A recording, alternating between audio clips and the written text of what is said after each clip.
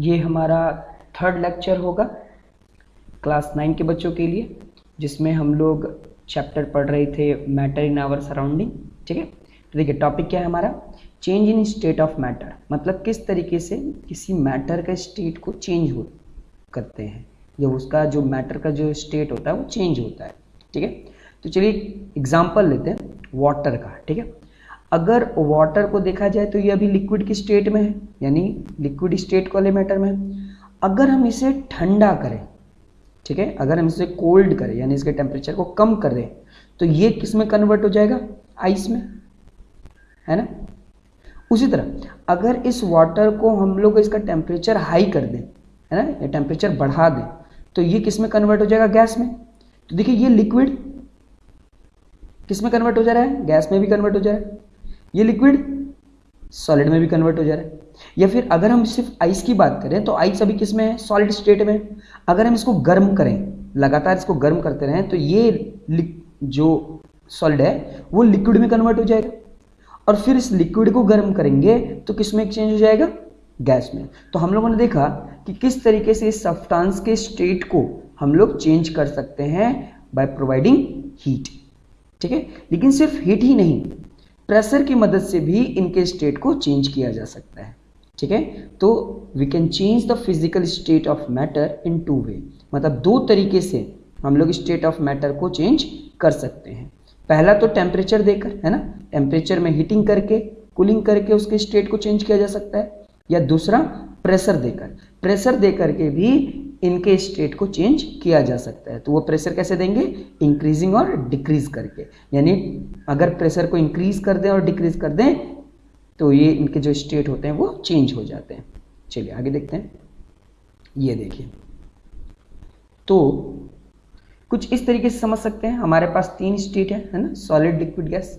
ठीक है, तो गैस कुछ इस तरीके से समझ लेते हैं कि यहाँ से वाटर का वेपर निकल रहा है। ठीक है, सॉलिड को हम लोग आइस के रूप में समझ सकते हैं और लिक्विड को वाटर के रूप में। ठीक है, तो अगर किसी सॉलिड को लिक्विड में कन्वर्ट करना है, तो ये देखिए ये एरो दिखा रहा है ना। ठीक है, तो अगर किसी सॉलिड को लिक्विड में कन्वर्ट करना है तो हमको क्या करना पड़ेगा, हीट देना होगा। तो अगर हीट देते हैं इस सॉलिड को तो ये सॉलिड किस में कन्वर्ट हो जाएगा, लिक्विड में, और इस प्रोसेस को बोलेंगे हम लोग फ्यूजन। सिमिलरली अगर इस लिक्विड को गैस में कन्वर्ट करना है तब भी हमें क्या देना पड़ेगा, हीट देना पड़ेगा, है ना। अगर इस लिक्विड में अगर हम लोग हीट देते हैं, हीट प्रोवाइड करते हैं, तो ये लिक्विड किस में कन्वर्ट हो जाएगा, गैस में। इस प्रोसेस को हम लोग क्या बोलते हैं, इस प्रोसेस को हम लोग बोलते हैं इवापोरेशन। ठीक है, अगर हम लोग इस गैस को लिक्विड में कन्वर्ट करना चाहते हैं, ठीक है, तो इस गैस को अगर लिक्विड में करना चाहते हैं तो गैस को अब हीट ना दे करके इसको कूलिंग करना पड़ेगा। यानी अगर कूलिंग इफेक्ट देने लगे, अगर इसको कूल करने, ठंडा करने लगेंगे, तो ये गैस किस में कन्वर्ट हो जाएगा, लिक्विड में। तो इस प्रोसेस को हम लोग बोलते हैं कंडेंसेशन। ठीक है, अगर इस लिक्विड को अगर हम लोग कूलिंग करें, ठंडा करें, तो ये लिक्विड किस में कन्वर्ट हो जाएगा, सॉलिड में। ये देखिए यार, है ना, तो ये जब सॉलिड में कन्वर्ट होगा तो इसको हम लोग क्या बोलते हैं, सॉलिडिफिकेशन। ठीक है, उसी तरह अगर इस सॉलिड को डायरेक्ट कन्वर्ट करना चाहते हैं गैस में, अगर इस सॉलिड को डायरेक्ट गैस में कन्वर्ट करना चाहते हैं तो इस प्रोसेस को बोलते हैं हम लोग सब्लिमेशन। सिमिलरली अगर इस पूरे ये जो गैस है, अगर इसको गैस को डायरेक्ट अगर हम लोग सॉलिड में कन्वर्ट करना चाहते हैं तो उस प्रोसेस को हम लोग बोलेंगे डिपोजिशन या फिर सब्लिमेशन, है ना। यानी इन तीनों स्टेट को हम लोग सॉलिड से लिक्विड, लिक्विड से गैस भी कर सकते हैं, या फिर बिना सॉलिड को लिक्विड में कन्वर्ट किए हम लोग सॉलिड को डायरेक्टली गैस में भी कन्वर्ट कर सकते हैं इस प्रोसेस से। यहाँ पर आप एग्जांपल देख सकते हो। ठीक है, इनको हम लोग effect of change of temperature, यानी टेम्परेचर की मदद से किस तरीके से स्टेट ऑफ जो मैटर है उनका स्टेट चेंज होता है। ठीक है, चलिए आगे बढ़ते हैं। तो चलिए एक एक करके समझते हैं। सॉलिड टू लिक्विड, अगर हम सॉलिड से लिक्विड कन्वर्ट करना चाहते हैं तो उसे हम मेल्टिंग कहते हैं, है ना, कि वो सॉलिड लिक्विड में कन्वर्ट हो रहा है या नहीं, वो मेल्टिंग हो रहा है। ठीक है, मेल्टिंग या फिर फ्यूजन, ये कब होता है, जब हम उसे हीट प्रोवाइड करते हैं। The process in which solid substance changes into liquid on heating is called melting और फ्यूजन। ऐसा प्रोसेस जिसमें सॉलिड सब्सटेंस लिक्विड सब्सटेंस में कन्वर्ट हो जाता है, लिक्विड फॉर्म में कन्वर्ट हो जाता है, कब? जब उसे हम हीटिंग यानी गर्म करते हैं। ऐसे प्रोसेस को हम लोग मेल्टिंग या फिर फ्यूजन कहते हैं। ठीक है। The temperature at which A solid substance melt and changes into liquid at atmospheric pressure is called melting point of substance. ऐसा जगह, ऐसा पॉइंट जब वो सॉलिड लिक्विड में कन्वर्ट होने लगता है, जिस पॉइंट में वो लास्ट पॉइंट जिसमें वो सॉलिड से लिक्विड में कन्वर्ट होने लगा, ऐसे पॉइंट को हम लोग मेल्टिंग पॉइंट ऑफ सब्सटेंस कहते हैं, है ना। जैसे एग्जांपल के तौर पर 0 डिग्री सेल्सियस, है ना। 0 डिग्री सेल्सियस में क्या होता है कि वो वाटर जो होता है, जो लिक्विड होता है, जो वाटर होता है, वो 0 डिग्री सेल्सियस में क्या होने लगता है? मेल्ट होने लगता है। ठीक है। यानी जो आइस होता है वो 0 डिग्री सेल्सियस में मेल्ट होता है और वो लिक्विड फॉर्म में आ जाता है। ठीक है। नेक्स्ट देखिए क्या लिखा हुआ है, different solids have different melting point. जितने भी सॉलिड्स होते हैं, हर सॉलिड्स के अपने अलग अलग मेल्टिंग पॉइंट्स होते हैं, जितने डिग्री सेल्सियस में वो मेल्ट होते हैं। ठीक है। कोई 0 डिग्री में होता है मेल्ट, कोई 10 डिग्री सेल्सियस में, कोई 200 में, कोई 1000 में, है ना, डिग्री सेल्सियस में। वो लोग अलग अलग सॉलिड्स के अलग अलग मेल्टिंग पॉइंट होते हैं। Higher the melting point of the solid substance, greater will the force of attraction between its particle। इसका मतलब क्या है कि किसी भी सॉलिड में अगर ज़्यादा फोर्स ऑफ अट्रैक्शन है तो उसका मेल्टिंग हाई टेम्परेचर में होगा, बहुत ही ज़्यादा मेल्टिंग पॉइंट उसका होगा। किसी भी सॉलिड का अगर मेल्टिंग पॉइंट बहुत ज़्यादा है तो वो ऐसा इसलिए है क्योंकि उनके बीच में, उनके अंदर जो एटम्स हैं, उनके बीच में फोर्स ऑफ अट्रैक्शन भी बहुत ज़्यादा है। ठीक है। नेक्स्ट पॉइंट देखिए क्या लिखा हुआ है, the melting point of solids as indication of strength of force of attraction between the particle of matter. इसका मतलब ऊपर मैंने बताया कि जितना ज़्यादा फोर्स ऑफ अट्रैक्शन होगा, जितना ज़्यादा फोर्स ऑफ अट्रैक्शन का स्ट्रेंथ दिखेगा, उतना ही ज़्यादा उसका मेल्टिंग पॉइंट होगा। ठीक है। यानी जितना ज़्यादा अगर पार्टिकल ऑफ मैटर का फोर्स ऑफ अट्रैक्शन का स्ट्रेंथ ज़्यादा होगा, वो इंडिकेट करेगा कि वो सॉलिड का मेल्टिंग पॉइंट उतना ही ज़्यादा है। ठीक है। When solid substance heated, the heat energy makes the particle vibrates more vibrantly. इसका मतलब क्या है कि जो सॉलिड सब्सटेंस होता है, अगर उसको हम हीट करते हैं तो उसके पार्टिकल्स बहुत तेजी से क्या करते हैं? वाइब्रेट करते हैं। At the melting point the particle of solids, ठीक है, हैव सफिशिएंट काइनेटिक एनर्जी। मतलब उसके अंदर जब हीट प्रोवाइड करते हैं तो पार्टिकल जो होते हैं सॉलिड्स के, वो क्या होते हैं? मूव करने लगते हैं। उनकी एनर्जी क्या होने लगती है? मूव होने लगती है। तो उस समय एनर्जी जो होती है वो काइनेटिक एनर्जी हो जाती है। और जब उनका बॉन्ड टूट जाता है और उसके बाद जो हम लोग हीट देते हैं, वो बॉन्डिंग यानी वो जो पार्टिकल जो सॉलिड में होते हैं वो लिक्विड में कन्वर्ट हो जाते हैं। चलिए सेकेंड पॉइंट देखते हैं। ये देखिए सेकंड क्या है? लिक्विड से गैस। लिक्विड से गैस कब कन्वर्ट होगा? जब इस लिक्विड में हम लोग हीट प्रोवाइड करेंगे। ठीक है। तो इसको हम लोग क्या बोलते हैं? बॉइलिंग बोलते हैं या फिर वेपराइजेशन बोलते हैं। ठीक है। The process in which liquid substance changes into gas, ऐसा प्रोसेस जिसमें लिक्विड सब्सटेंस गैस में कन्वर्ट होता है, हीटिंग प्रोवाइड जब करते हैं हम लोग, ऐसे प्रोसेस को हम लोग बॉइलिंग या फिर इवापोरेशन भी कहते हैं। Next, the temperature at which the liquid boils and changes rapidly into gas at atmospheric pressure is called boiling point of liquid। ऐसा पॉइंट जिस समय वो लिक्विड कन्वर्ट हो गया गैस में, उस पॉइंट को हम लोग क्या बोलते हैं? Boiling point. यानी वो कौन सा पॉइंट है? 100 डिग्री। 100 डिग्री सेल्सियस के बाद वो वाटर यानी जो लिक्विड होता है वो किस में कन्वर्ट होने लगता है? गैस में कन्वर्ट होने लगता है। ठीक है।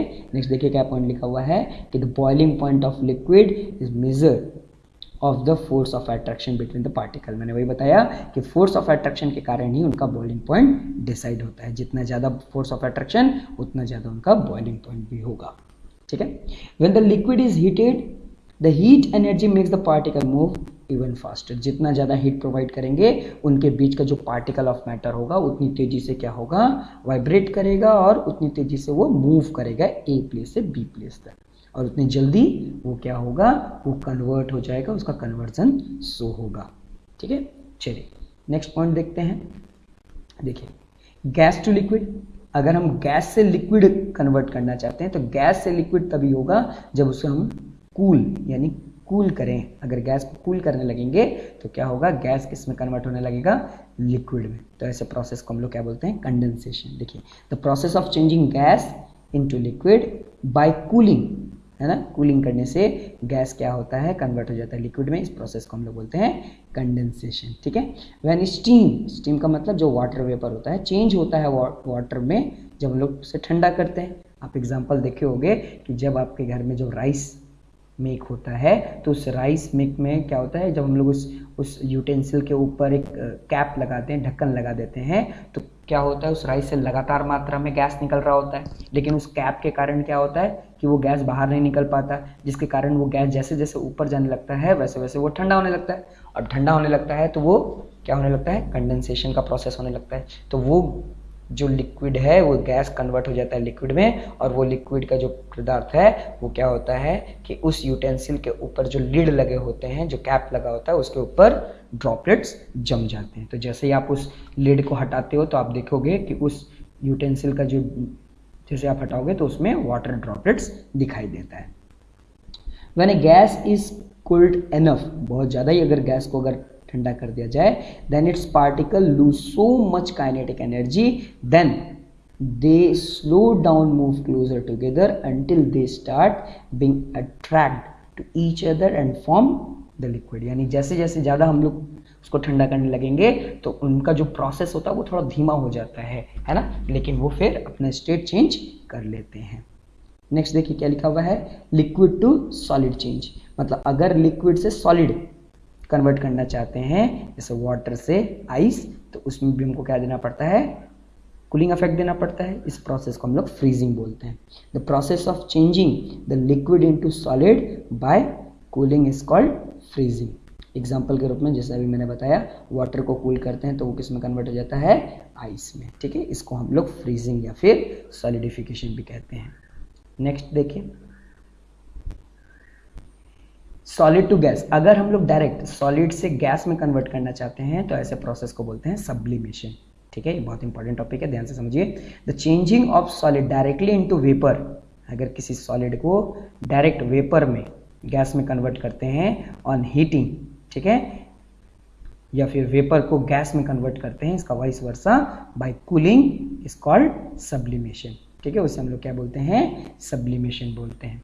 जैसे नैप्थलीन बॉल जो होता है ना, अगर उसको अगर डायरेक्ट हीटिंग इफेक्ट में रखा जाए, अगर उसे हीटिंग दिया जाए तो वो लिक्विड नहीं डायरेक्ट गैस में कन्वर्ट हो जाता है। तो इस प्रोसेस को हम लोग क्या बोलते हैं, सब्लिमेशन। देखिए यहाँ पर वही बात लिखा गया है, the changing solid directly into vapour is called sublimation. लेकिन ये कब होगा, जब हमसे हीट प्रोवाइड करेंगे। उसी तरह अगर गैस को डायरेक्टली सॉलिड में कन्वर्ट कर दें तो ये भी एक प्रोसेस है सब्लिमेशन का। तो ये कब होता है, जब इसको कूल करते हैं।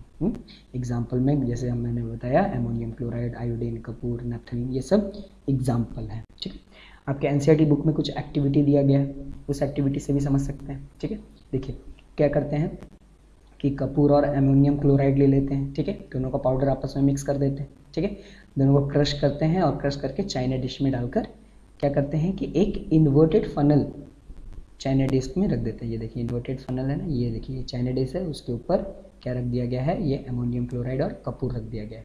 और इन्वर्टेड ये जो है ये इन्वर्टेड फनल है, नीचे बर्नर लगा दिया गया है, ये हमारा ट्राइपॉड है। ठीक है, अब क्या किया जाता है, जब क्या करते हैं, कपूर और एमोनियम क्लोराइड को हीट करते हैं, किसमें, चाइना डिश में। देखिए हीट कर रहे हैं चाइना डिश में। ठीक है, तो क्या होगा, ऊपर में हम लोग क्या लगा दिए, कॉटन प्लग लगा दिए। ठीक है, ऊपर में एक लेड लगा दिए कॉटन का, ठीक है, जिससे एयर ट्रेवल ना कर सके। तो जब हम लोग हीट करेंगे तो ये एमोनियम क्लोराइड क्या होगा, धीरे धीरे इसका भाप ऊपर की ओर जाएगा, और जैसे जैसे ऊपर जाएगा वो क्या होने लगेगा, ठंडा होने लगेगा। और जब ये ठंडा होने लगेगा तो ये गैस किस में कन्वर्ट हो जाएगा, सॉलिड में। और ये सॉलिड कहाँ पर आकर जम जाएगा, इस कॉटन प्लग में आकर जम जाएगा। देखिए अभी ये क्या था, दोनों यानी एमोनियम क्लोराइड और कपूर दोनों को मिक्स करके यहाँ पर रख दिया गया। जब इसको गर्म किया गया तो एमोनियम क्लोराइड क्या हुआ, कन्वर्ट होने लगा गैस में, और वो गैस धीरे धीरे धीरे धीरे ऊपर गया। जैसे जैसे ऊपर गया तो ये गैस जब जैसे जैसे ऊपर गया तो ठंडा होने लगा। ठंडा होने लगा तो ये गैस लिक्विड में ना कन्वर्ट होकर डायरेक्ट किस में कन्वर्ट हो गया, सॉलिड में।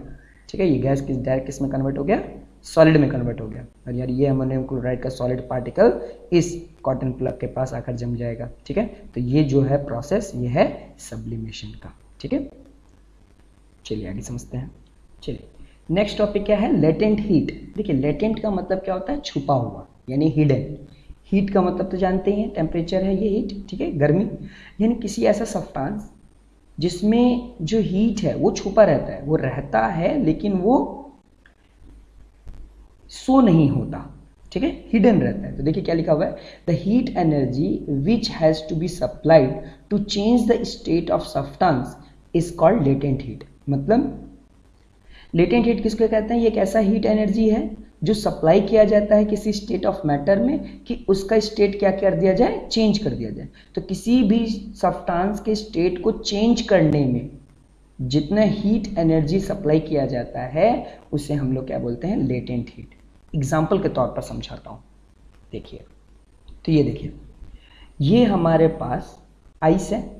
आइस के अंदर बहुत सारे इसके पार्टिकल्स ऑफ मैटर होंगे। ठीक है, बहुत सारे पार्टिकल्स होंगे और उनके अंदर फोर्स ऑफ अट्रैक्शन होगा। ठीक है, तो जब हम लोग इसको हीट देंगे, ठीक है, तो जब इसको हीट देंगे तो ये तुरंत तो ये लिक्विड में कन्वर्ट नहीं होगा। लिक्विड में कन्वर्ट होने में थोड़ा टाइम लगेगा इसको, है ना। यानी लिक्विड में कन्वर्ट होने के लिए इसे 0 डिग्री सेल्सियस तक जाना होगा। ठीक है, जब ये 0 डिग्री सेल्सियस जाएगा, ठीक है, तो आप ऐसा ऑब्जर्व करोगे कि 0 डिग्री सेल्सियस में आइस भी रहता है ना, और 0 डिग्री सेल्सियस में वाटर भी रहता है। मतलब 0 डिग्री सेल्सियस में सॉलिड भी है और 0 डिग्री सेल्सियस में लिक्विड भी है। ठीक है, इन दोनों ही केस में 0 डिग्री सेल्सियस में 2 ही स्टेट दिख रहा है। लेकिन अब क्या होगा कि इस सॉलिड से लिक्विड कन्वर्ट करने में जो एक्स्ट्रा हीट दिए, है ना, जो एक्स्ट्रा हीट दिए, लेकिन उस हीट के कारण क्या हुआ कि इसका स्टेट चेंज नहीं हुआ, लेकिन इसके अंदर हीट था। मतलब एग्जाम्पल के तौर पर अगर हम लोग क्या करते हैं कि इसे हम लोग जानते हैं कि 0 डिग्री सेल्सियस में, है ना, ये क्या होता है कि ये सॉलिड लिक्विड में कन्वर्ट होता है। ठीक है, तो कुछ हम लोग गर्मी इसमें प्रोवाइड किए, है ना, तो ये गर्मी इसको मिला, तो इसका पहले जो अंदर जो पार्टिकल ऑफ मैटर थे वो पहले क्या होंगे, इनके पार्टिकल ऑफ मैटर आपस में डिफ्यूज होने लगेंगे। मतलब इनका पार्टिकल ऑफ मैटर का जो चैन है वो टूटने लगेगा, ब्रेक डाउन होने लगेगा, ये लोग अलग होने लगेंगे, है ना। लेकिन क्या जैसे ये लोग अलग होने लगेंगे क्या उसी समय ये लिक्विड में कन्वर्ट होने लगेंगे? बिल्कुल नहीं, है ना। उसके बाद जब हम लोग एक्स्ट्रा हीट देंगे तब जाकर इनका जो हीट होगा वो ओवरकम होगा और ज्यादा बढ़ेगा, और ये जो सॉलिड है वो किस में कन्वर्ट होने लगेगा, लिक्विड में कन्वर्ट होने लगेगा। तो इसमें इस पार्टिकल ऑफ मैटर में जितना हीट यूज हुआ, कब तक, जब ये कन्वर्ट नहीं हो रहा था, तो उस समय जो हीट इसमें लग रहा था वो था लेटेंट हीट। चलिए इस वाटर को यानी ये लिक्विड को गैस में बताता हूं मैं। ठीक है, उसका एग्जांपल लेके समझाता हूं, आई थिंक आप समझ जाओगे। ये देखिए, अगर मैं बात करूं कि ये वाटर, ये लिक्विड गैस में कब कन्वर्ट होता है, ये गैस में तभी कन्वर्ट होता है ना जब ये 100 डिग्री सेल्सियस हो जाए, है ना। तो 2 फेज में हम लोग को मिलता है। एक 100 डिग्री सेल्सियस में वाटर जो होता है वो पूरा गर्म होता है, और एक वाटर है जिसमें 100 डिग्री सेल्सियस में क्या हुआ, वाटर में वेपर आने लग गया। ठीक है, तो अब देखिए जब हम क्या करेंगे कि इसमें हीट हम लोग दे रहे हैं, जैसे 10 डिग्री सेल्सियस, 20, 30, 40, 50, 60, तो उस समय तो ये गैस में कन्वर्ट नहीं हुआ, है ना, लेकिन इसको हीट तो मिल रहा है ना, इसका टेम्परेचर तो चेंज हो रहा है। लेकिन क्या होगा कि जब ये 100 डिग्री सेल्सियस तक पहुंचा, लेकिन इसमें क्या हुआ, ये अभी गैस में कन्वर्ट नहीं हो रहा है। ठीक है, ये गैस में कन्वर्ट नहीं हो रहा है, लेकिन अभी इसका 100 डिग्री सेल्सियस हो चुका है। तो इस समय जो इसकी हीट है, इसके अंदर जो पार्टिकल ऑफ मैटर, वो हीट जो है वो लेटेंट हीट है। मतलब उस समय जो हीट है वो छुपा हुआ हीट है। अब उसके बाद जब हम लोग एक्स्ट्रा हीट देंगे, जिससे क्या होगा कि इसका पार्टिकल क्या होगा, ब्रेक डाउन होने लगेगा, है ना, ब्रेक डाउन होने लगेगा, और उसके बाद और एक्स्ट्रा जो हीट देंगे तब इसका जो मैटर होगा, इसका पार्टिकल होगा, वो कन्वर्ट होने लगेगा गैस में। ठीक है, यानी 100 डिग्री सेल्सियस तक मैंने हम लोगों ने तो हीट दिया था, उस समय इसमें गैस कन्वर्ट नहीं हुआ, तो उस समय जो हीट इसमें प्रेजेंट था वो लेटेंट हीट था। मतलब हीट था लेकिन वो हीट इसको गैस में कन्वर्ट नहीं कर पा रहा था। फिर जब हम इसमें और गर्मी देंगे और हीट प्रोड्यूस करेंगे तब वो जाकर किस में कन्वर्ट होने लगा, गैस में कन्वर्ट होने लगा। तो इसे बोलते हैं लेटेंट हीट। चलिए अपने तो देखिए हम लोग फिर से लेटेंट हीट तक आ गए। तो ये देखिए latent heat does not rise या इंक्रीज द टेम्परेचर, मतलब टेम्परेचर को वो इंक्रीज नहीं करता है ना, जिस जगह पर है वो उसी जगह पर रहता है। But the latent heat always to be supplied to change the state of substance, मतलब लेकिन कभी भी किसी सब्सटेंस के स्टेट को चेंज करना है तो लेटेंट हीट की जरूरत पड़ती है। देखिए लेटेंट का मतलब क्या हुआ, हिडन, यानी ऐसी गर्मी जो छुपी हुई है ना, वो अपने आप राइज नहीं हो सकता, वो उस समय उस पार्टिकल के साथ रहता है ना, लेकिन वो गर्मी जरूर यूज होता है उस पार्टिकल को उसके स्टेट को चेंज करने में। ठीक है, the latent heat which we supply is used to overcome the force of attraction। ठीक है, फोर्स ऑफ अट्रैक्शन को ब्रेक डाउन करने में जो हीट प्रोड्यूस होता है वो हीट ही लेटेंट हीट होता है। लेकिन जब फोर्स ऑफ अट्रैक्शन आपस में ब्रेक डाउन हो जाता है, ओवरकम हो जाता है, उसके बाद हम लोग एक्स्ट्रा हीट देते हैं, तब जाकर वो फोर्स ऑफ अट्रैक्शन टूटने के बाद वो कन्वर्ट होने लग जाता है वो सब्सटेंस दूसरे पार्टिकल में। ठीक है, आई थिंक आपको लेटेंट हीट समझ में आया होगा। अगर किसी भी तरह का डाउट है तो आप कमेंट बॉक्स में पूछिए, मैं जरूर इसका एक नेक्स्ट अलग छोटा सा इसका वीडियो बना दूंगा। ठीक है, चलिए नेक्स्ट देखिए क्या है। लेटेंट हीट जो होते हैं वो दो तरह के होते हैं, लेटेंट हीट ऑफ फ्यूजन और लेटेंट हीट ऑफ वेपोराइजेशन। मतलब फ्यूजन के प्रोसेस में भी, फ्यूजन का मतलब क्या हुआ कि अगर सॉलिड से लिक्विड में कन्वर्ट कर रहे हैं तो सॉलिड से लिक्विड कन्वर्ट करने के लिए हम लोग को क्या देना पड़ता था, हीट देना पड़ता था, है ना, तो उस समय भी लेटेंट हीट की जरूरत पड़ती है। या फिर लिक्विड से गैस यानी वेपोराइजेशन, है ना, लिक्विड से गैस भी अगर लिक्विड से गैस कन्वर्ट करना है तो इस समय भी हीट देना पड़ता है, तो इस समय भी लेटेंट हीट की जरूरत पड़ती है। तो जब तक इनका स्टेट चेंज नहीं हो जाता तब तक उसके अंदर जो हीट प्रोड्यूस होता है जो रहता है वो लेटेंट हीट ही रहता है ना, जब तक उसके अंदर का जो पार्टिकल होता है वो क्या होता है, ओवरकम, यानी हम लोग क्या करते हैं उनको ब्रेक डाउन करते हैं। तो देखिए यहाँ पे क्या लिखा हुआ है कि the latent heat of fusion यानी मेल्टिंग करना of solid is the quantity of heat in joule required to converting 1 kilogram of solid into liquid, यानी किसी 1 किलोग्राम के सॉलिड को जब लिक्विड में कन्वर्ट करने के लिए जितना हीट की जरूरत पड़ती है वो गर्मी को, उस हीट को हम लोग लेटेंट हीट ऑफ फ्यूजन कहते हैं। ठीक है, लेकिन इसमें किसी भी तरह का एक्स्ट्रा टेम्परेचर की जरूरत नहीं पड़ती। ठीक है, नेक्स्ट देखिए यहाँ पर क्या है, ये देखिए इसमें भी यही बात है कि the latent heat of vaporization of liquid is the quantity of heat in joule required to converting 1 kilogram of liquid to vapor। मतलब कि latent heat of vaporization का मतलब होता है कि इतना अमाउंट का गर्मी प्रोवाइड करना या ऐसी इतने अमाउंट के जूल का एनर्जी प्रोवाइड करना जिससे 1 kg यानी 1 किलोग्राम के लिक्विड को कन्वर्ट कर दिया जाए किसमें, वेपर में या गैस में, उतने हीट को हम लोग क्या कहते हैं, लेटेंट हीट ऑफ वेपोराइजेशन। लेकिन इसमें क्या होता है, without any change in temperature, यानी टेम्परेचर को चेंज की जरूरत नहीं पड़ती। ठीक है, तो देखिए लेटेंट हीट ऑफ वेपोराइजेशन जिसमें हम लोगों को हीट रिक्वायर्ड यानी इतनी क्वांटिटी की हीट की जरूरत पड़ती है, जूल की एनर्जी की जरूरत पड़ती है, जिससे क्या होता है कि 1 किलोग्राम का लिक्विड क्या होता है, कन्वर्ट हो जाता है वेपर में। कितने जूल की जरूरत पड़ती है, 22.5 इंटू 10⁵ जूल पर किलोग्राम, यानी हर 1 किलोग्राम में इतने जूल का एनर्जी, हीट एनर्जी देना पड़ता है, तभी जाकर वो लिक्विड कन्वर्ट होता है वेपर में। ठीक है, कुछ इफेक्ट्स ऑफ प्रेशर देख लेते हैं। ठीक है, effect of change of pressure यानी प्रेशर के मदद से भी क्या होता है, वो जो सब्सटेंस है वो लिक्विड से सॉलिड से लिक्विड, लिक्विड से गैस में कन्वर्ट हो जाता है ना। अगर गैस में बहुत ज़्यादा अगर प्रेशर दें तो वो क्या हो जाता है, लिक्विड में कन्वर्ट हो जाता है, और लिक्विड में भी अगर हम लोग हाई प्रेशर दें तो वो किस में कन्वर्ट हो जाता है, सॉलिड में कन्वर्ट हो जाता है। तो कुछ इस तरह का apparatus होता है, एक सिलेंडर होता है जिसमें पिस्टन लगे होते हैं और उस पिस्टन से क्या करते हैं, गैस में बहुत ज़्यादा प्रेशर देते हैं। प्रेशर देने के कारण क्या होता है कि इसके जो पार्टिकल्स होते हैं जो बहुत दूर दूर होते हैं वो आपस में मिलने लग जाते हैं। तो जैसे ही इनके पार्टिकल जब पास में आने लगते हैं तो ये पार्टिकल का फोर्स ऑफ अट्रैक्शन पास में आ जाता है, जिसके कारण इसका स्टेट चेंज हो जाता है लिक्विड में। और अगर इस लिक्विड में भी अगर हम लोग बहुत ज़्यादा प्रेशर देंगे तो इसके पार्टिकल और पास में आ जाएंगे और इनके फोर्स ऑफ अट्रैक्शन यानी इनके मॉलिक्यूल एकदम पास में आ जाएंगे, जिसके कारण ये लिक्विड कन्वर्ट हो जाएगा सॉलिड में।